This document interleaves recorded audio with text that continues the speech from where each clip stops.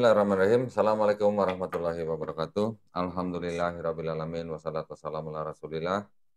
Berjumpa kembali di episode kedua ya bersama Syekh Ridho. Assalamualaikum Syekh. Waalaikumsalam Maulana. Waalaikumsalam. Alhamdulillah. Sehat ya saya? Sehat Masya alhamdulillah. Allah. Nah, senang sekali kita bisa menjumpai kembali para pemirsa. Di dalam episode 2 ini nanti kita akan menyambung dari pembicaraan kita dari episode sebelumnya.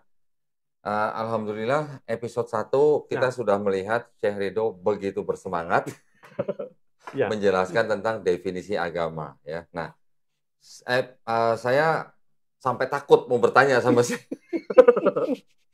saya sampai takut bertanya sama Syekh Ridho karena beliau begitu, saya tahu apa yang disampaikan itu banyak sekali poinnya dan beliau juga memberikan contoh-contoh ya. Masya Allah contoh-contohnya sangat bagus.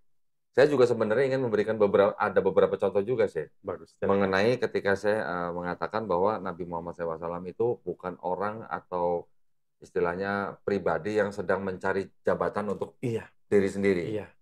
Karena ketika Rasulullah sedang berceramah kepada orang-orang, terus kemudian ada pengemis yang datang, wajah Rasulullah sempat bermuka masam. Allah. Ya kan? Allah. Itu juga ditegur, ya kan? Allah. Oleh Allah Subhanahu wa taala. Jadi itu bukti kalau memang Nabi ingin menutupi kekurangannya, tentu saja ayat itu akan disembunyikan. Betul. Tapi ayat itu tetap ada. Jadi itu adalah namanya indikasi. sahabat itu Abdullah bin Maktum. Nah, jadi itu adalah indikasi bahwa Nabi betul. Muhammad SAW adalah Bagus. hanya meneruskan pesan, gitu ya. Ya. Nah, berikutnya sekarang kita mau dengerin lagi Syekh Ridho. Silahkan. Kalau episode pertama, Syekh Ridho sudah membicarakan tentang definisi agama. Ya. Nah, sekarang saya ingin mendengar dari Syekh Ridho tentang perbedaan antara din dan milah. Nah. Ya, di dalam Quran kita sering membaca ada din, ada milah ya. Ya. Silakan Syekh. Baik, saya tidak mau jawab langsung, tapi terserah kamu. Bisa saya jawab langsung juga. Din kita mendeskripsi di episode 1 bahwa itu adalah undang-undang dan aturan-aturan dan ajar-ajaran Allah Subhanahu wa Ta'ala. Juga sama milah. Tapi milah itu beberapa ajaran hanya. Tidak ada undang-undang. Yang sesuai sama zamannya. Seperti Bismillahirrahmanirrahim, Allah Subhanahu wa Ta'ala berfirman, "Qul sadaqallah fattabi'u millata Ibrahim hanifan wa ma kana minal musyrikin." Artinya apa? Ibrahim alaihi salam ada beberapa ajar-ajaran. Beberapa ajar-ajaran tidak bisa menyampaikan menjadi kurikulum. Tapi yang menjadi kurikulum pesan-pesanan atau pesan message, risalah, itu 3 risalah. 3 risalah hanya. Risalah yang melalui Nabi Musa, risalah yang melalui Nabi Isa, risalah yang sempurna, yang tidak dianggap risalah tapi dianggap kurikulum sempurna. Itu Muhammad sallallahu alaihi wasallam. Tapi millah berapa ajar-ajaran, berapa tahap-tahap, berapa langkah-langkah biar bisa menjalani hidup dengan aturan Allah yang tidak dianggap sempurna 100% karena seperti yang dikasih ilmu di tahap SD. Beda yang dikasih ilmu di tahap SMP. Beda yang di tahap SMA. Beda kalau masuk kuliah. Itu intinya. Millah seperti yang masih di SD. Lalu besar sedikit menjadi SMA di risalah dari Nabi Musa. Besar sedikit menjadi risalah dari Nabi Isa. Udah dewasa, udah sempurna manusia bisa memahami kurikulum Muhammad diutus menjadi Nabi. Oke. Jadi kalau di dalam din itu artinya luas ya. Luas. Tidak hanya aturan. Tidak hanya aturan. Tetapi juga bisa ada yang lain yang merupakan kayak semacam bisa juga hari penghakiman, gitu ya? Tidak seperti itu. Bagaimana? Tidak ajar-ajaran bagaimana? Tidak bisa mencuri, tidak minum al-khamr, zina haram. Ajar-ajaran. Biar meluruskan hidup manusia dan mempersiapkan suasana manusia biar nanti bisa menghadapi, bisa memahami message atau risalah yang sempurna. Karena kalau saya menjelaskan poin-poin pada orang SD, tapi poin-poin ini pikirannya, visinya, persepsinya, konsepsinya sesuai sama orang dewasa, tidak mungkin SD memahami. Tidak sama. Ya. Tidak mungkin memahami. Ya. Tapi kalau saya ada anak, saya membesarkan dia, anak kecil, ya cuci tangan dulu. Tanpa kasih alasan. Kenapa ya Pak? Ikut saya aja. Ya, oke. Itu ajar-ajar. Tidak bisa menanggap ini, kata ini, kurikulum. Tidak bisa menanggap kearahan anak kamu itu risalah. Tidak. Tapi ajar-ajar. Nah, maksud saya begini. Kan kita tadi sedang bicara perbedaan antara din dan milah. Iya. Din ini kan tidak hanya bisa diterjemahkan menjadi agama, tetapi bisa menjadi yang lain gitu. Misalnya hari penghakiman, misalnya Malik Yaumiddin, itu kan bukan hari agama, tetapi hari penghakiman. Nah, maksud saya dari definisi itu, bagaimana Syekh Ridho bisa menjelaskan ke pemirsa? Gitu. Kemudian hari kiamat, bagaimana hukumnya di sana di saat itu, di hari kemudian? Allah Subhanahu wa taala tidak disabda, "Wa ma kunna berfirman, wa ma kunna mu'adzibin hatta nab'atha rasul." Allah tidak mungkin mensiksakan siapapun, tidak menazabkan orang sebelum mengirimku dia rasul atau nabi atau tanda atau isyarat atau alamat. Mohon maaf saya potong ya saya. Silahkan. Yang tadi saya maksud adalah kata din dan kata milah. Bukan berarti yang tadi saya barusan ngomong itu tidak akan mengirimkan utusan, tapi perbedaan din dengan milah ini dalam konteks kita menjalankan hidup itu bedanya apa gitu maksud saya? Bedanya din itu sempurna, sistem luas bagaimana sikap hidup dengan dia. Sistem luas. Sesuai sampai sebelum Muhammad menjadi nabi, millat Ibrahim masih ada. Siapa yang mengikut millat Ibrahim saat itu? Orang tua Nabi Muhammad. Orang tua Nabi Muhammad mengikut millat Ibrahim dan tidak ada orang yang menganggap. Jadi dia tidak dianggap dia mempunyai agama Ibrahim, tapi mengikut cara pikiran, persepsi, konsepsi, ajaran Ibrahim. Tapi tidak sampai menjadi dipanggil agama. Belum disebut din. Belum disebut din. Karena agama ada sesuatu lain. Ada Jibril turun, karena Jibril turun, ini risalah, message, menyebarkan, ada kurikulum, ada tidak, ada gini. Ada input, output. Tapi ajar-ajaran, contohnya seperti yang bayi saya membesarkan bayi atau anak saya. Tidak bisa dianggap dia di dalam kurikulum. Kurikulum adalah agama. Sistematik adalah agama. Tapi ajar-ajaran tidak dianggap agama. Tidak dianggap, tapi dianggap milah. Cara hidup. Jalan hidup. Tidak dianggap din. Karena din lebih luas. Tapi ajar-ajaran atau milah, gaya hidup, pola hidup. Nah, itu. Untuk istilahnya untuk kaum tertentu dan masa tertentu. Kaum tertentu, masa tertentu. Bagus. Bagus. Gitu ya. Masa tertentu, kaum tertentu. Kalau din itu sudah meliputi semua ya. Yang sudah disempurnakan gitu. Tapi din Islam hanya. Hanya din yang di dalam Islam. Di dalam Islam, betul. Tapi zaman, silahkan. Maksud saya gini sih. Kan kita juga sering membaca ayat Quran bahwa Nabi Ibrahim alaihissalam juga memberikan pesan kepada anak-anaknya, janganlah kamu mati kecuali dalam keadaan Islam. Tanpa Islam. Nah, di situ itu kan sebenarnya adalah indikasi bahwa Nabi Ibrahim alaihissalam sudah mengajarkan Islam. Betul kan? Ya, betul. Bagus bertanya. Bahwa a'udzu billahi minasyaitonir rajim, Allah berfirman, "Wa wassa biha Ibrahimu banihi wa Yaqub ya baniya inna Allah astafa lakumud-din fala tamutunna illa wa antum muslimun." Wasiyah dari Ibrahim ke anaknya dan dari Yaqub ke anaknya. Betul. Jangan mati tanpa Islam, harus Islam. Iya, Jadi apa itu? Islam artinya apa? Definisi kata Islam. Definisi kata Islam menirah. Taat dan tunduk. Taat, tunduk, patuh, berserah diri. Betul. Betul. Taat, tunduk, berserah diri, apalagi Selamat. Semuanya itu dianggap Islam.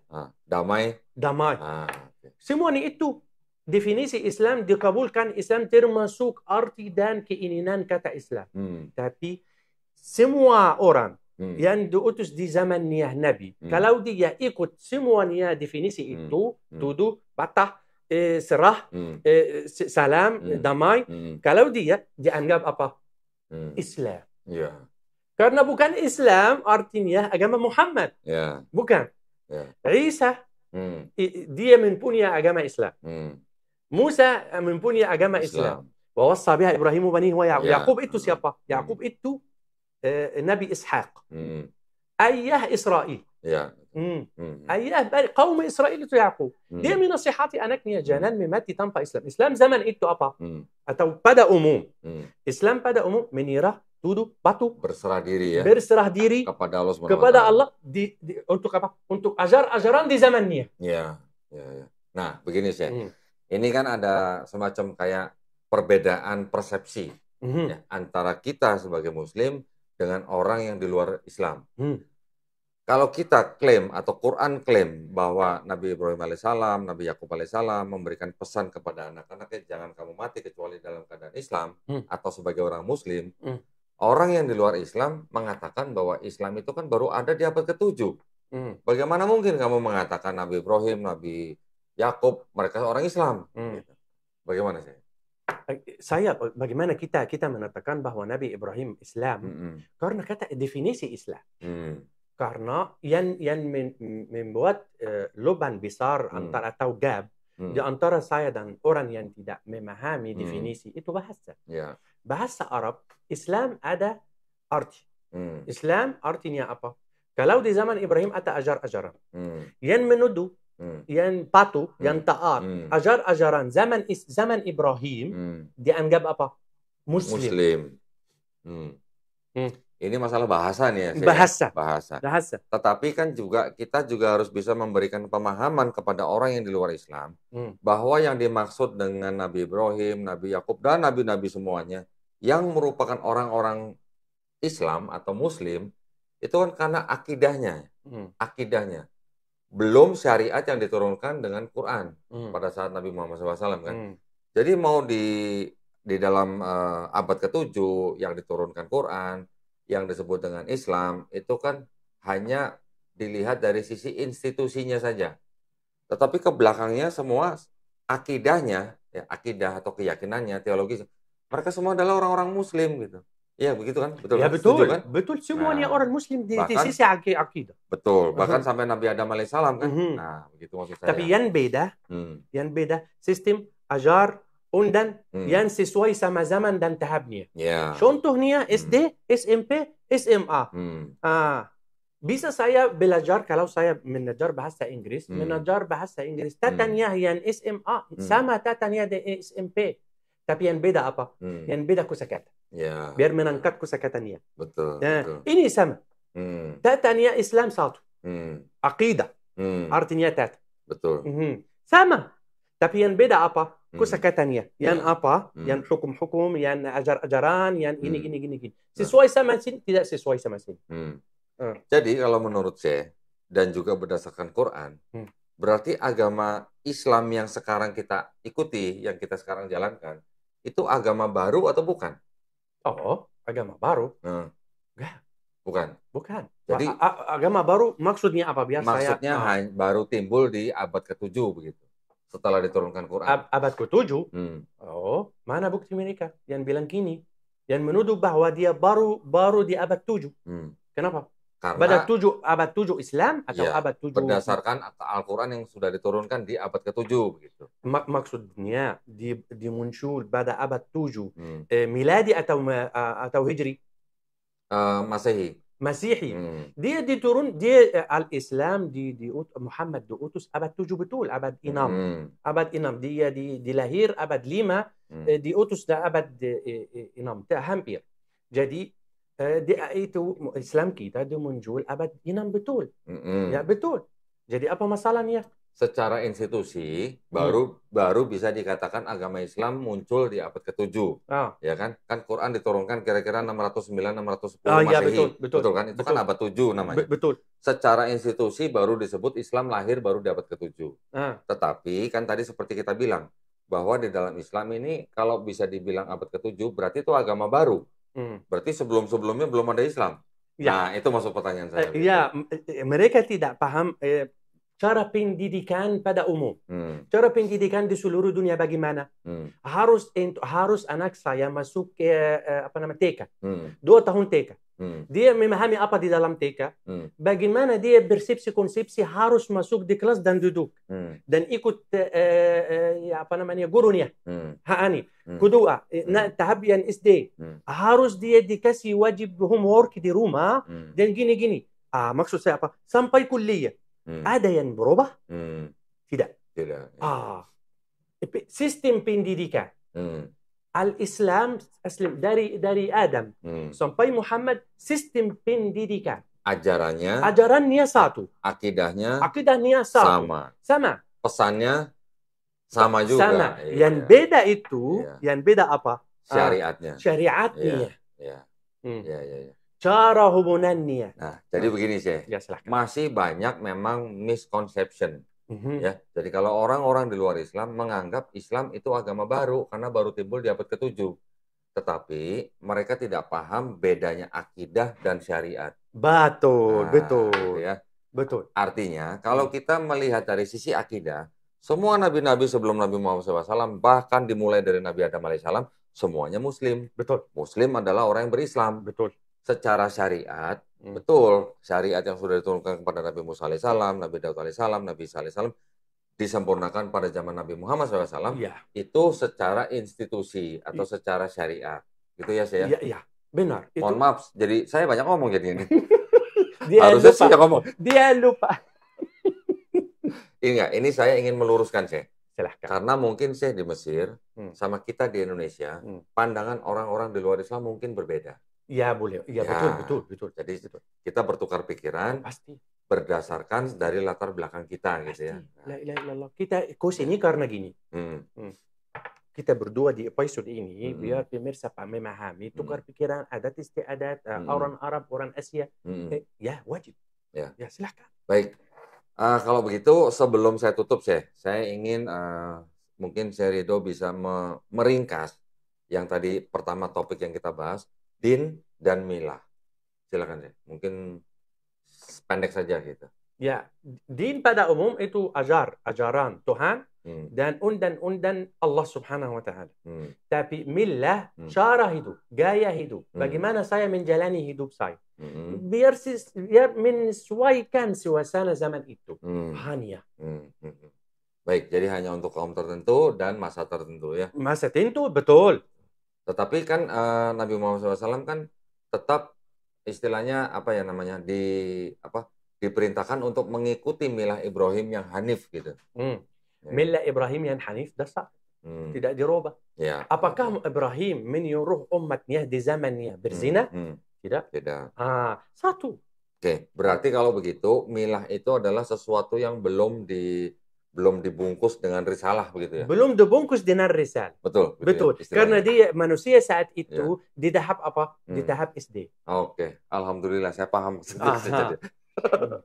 Baik, terima kasih banyak para pemirsa ya. Mungkin sambil menunggu para pemirsa berbuka puasa, kita mendengar obrolan ini mudah-mudahan bermanfaat buat para pemirsa ya. Insya Allah ya. Amin. Bagi para pemirsa yang ingin membantu perjuangan dakwah kami, silakan mengirimkan ke BSI 111 8899 atas nama YPM atau Jakarta, konfirmasi ke 0813 9883 7007. Barakallahu fikum, semoga partisipasi para pemirsa diterima di sisi Allah Subhanahu wa taala sebagai amal jariah. Terima kasih banyak, saya izin kita tutup, kita jumpa lagi di episode berikutnya ya. Wabillahi taufiq wal hidayah. Wassalamualaikum warahmatullahi wabarakatuh. Waalaikumsalam.